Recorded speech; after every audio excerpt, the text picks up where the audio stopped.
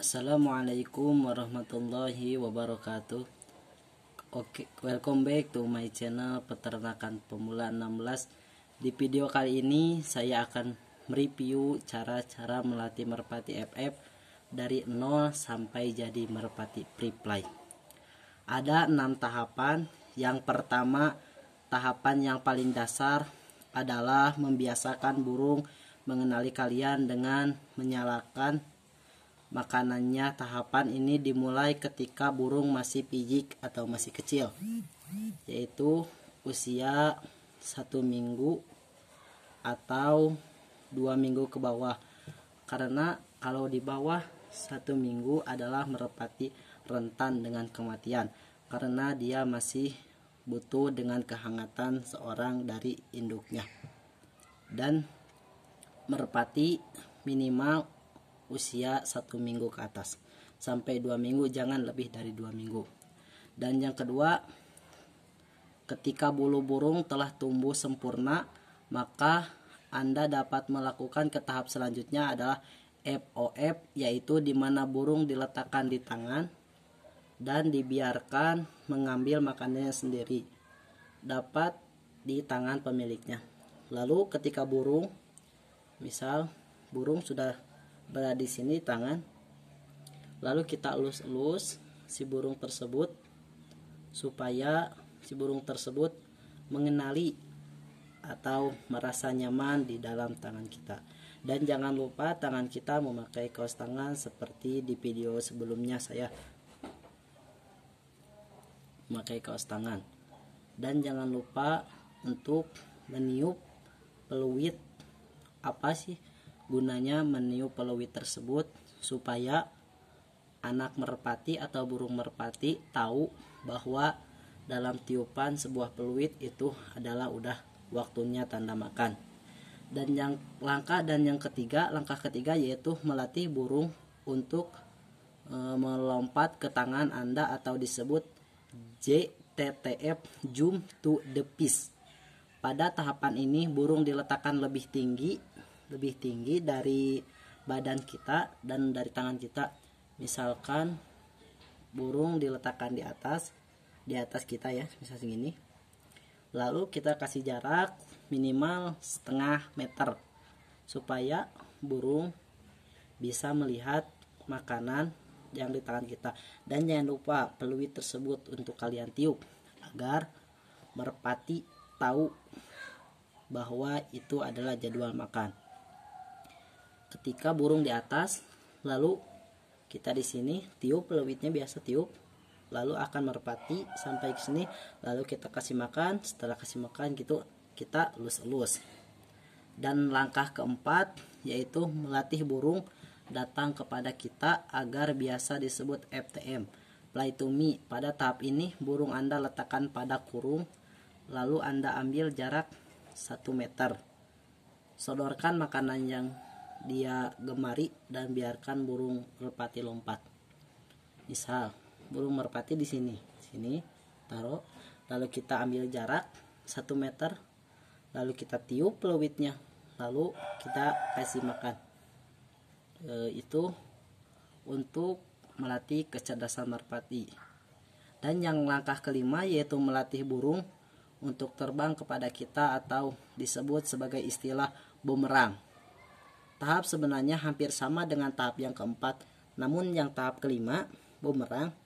Tahap kelima adalah bumerang, tapi burungnya berada di tangan kita. Seperti misal lempar mati tiup, lempar tiup peluitnya agar merpati cepat respon. Lalu timbullah sebuah pertanyaan, gimana kalau merpati dilatih bumerang tidak mau? Misalkan lempar datang, udah 3 kali lempar malah dia gak mau misalkan. Setelah itu biarkanlah merpati dipuasakan selama 2 jam. Setelah 2 jam tersebut kita coba lagi merpati tersebut, yaitu dilatih lagi bumerang. Pasti dia akan respon. Dan langkah ke-6, yang langkah terakhir, setelah dilakukan berulang-ulang kali, burung mengenali Anda dengan baik, maka saatnya burung terbang bebas. Maksud terbang bebas yaitu fly to me di alam bebas. Bukanlah hal yang mudah, tetapi melatih merpati pengalaman saya itu adalah pengalaman saya emang susah melatih merpati itu. Karena peribahasa mengatakan piagam bisa dibeli tapi pengalaman tidak bisa terulang kembali. Dan kita harus menyiapkan alat-alatnya. Yang pertama adalah botol. Kenapa botol tidak suntikan? Karena botol itu ujung tutupnya yaitu memakai balon, supaya botol tersebut bisa melar sendiri ya teman-teman. Tidak terpaksa. Kalau pakai suntikan itu adalah dipaksa. Ketika burung merpati sudah respon terhadap botol, maka itu burung merpati udah sangat baik. Misal kita ambil dari usia 1 minggu dari indukannya, kita misal ambil pagi-pagi jangan dulu dikasih makan, karena pasti dia udah makan dari indukannya. Kasih dulu makan sore. Ketika sore tidak makan, ya udah 1 hari dipuasakan, bisa itu merpati gak akan apa-apa. Lalu merpati usia 1 minggu itu sudah baik responnya, sudah tidak rentan lagi dalam kematian. Lalu yang kedua adalah saput kaos tangan. Misal suka warna kita, misal mau warna merah, mau warna hitam, mau warna biru. Saya di video-video sebelumnya yaitu menggunakan kaos tangan warna merah dan baju merah. Kenapa harus semuanya merah? Ada pertanyaan begitu. Karena supaya merpati tahu siapa majikannya dan dapat memahami warna yang dia sukai. Lalu usahakan merpati tidak jatuh ke dalam tanah. Kenapa tidak jatuh ke dalam tanah? Agar supaya merpati takut jatuh ke tanah. Jadi otomatis merpati akan nempel di tangan kita, teman-teman. Dan yang ketiga adalah cara makannya, yaitu pur ayam kecil ketika waktu 1 minggu. Pur ayam kecil dikasih air dikit supaya kental. Setelah itu usia 1 minggu bisa kita kasih pur ayam, pulet, sama beras merah, bisa, tergantung kita. Yang pertama saran dari saya adalah kita harus melatihnya dengan sabar,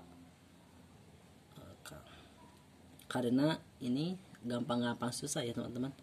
Kita tidak boleh kesal dengan merpati, kita harus sayang dengan merpatinya, agar merpati itu ketika di tangan kita elus-elus, seakan-akan merpati itu nyaman di dalam kita. Coba tonton di video-video sebelumnya, saya udah coba melatih 3 trik merpati tersebut. Di alam bebas sudah saya latih, coba ada video sebelumnya. Oke, sekian dari saya. Jangan lupa like, comment, share, and subscribe. Jangan lupa nyalakan loncengnya agar tidak ketinggalan video selanjutnya. Oke, terima kasih. Khairun nas anfa'uhum linnas, sebaik-baiknya manusia adalah bermanfaat bagi orang lain. Wassalamualaikum warahmatullahi wabarakatuh.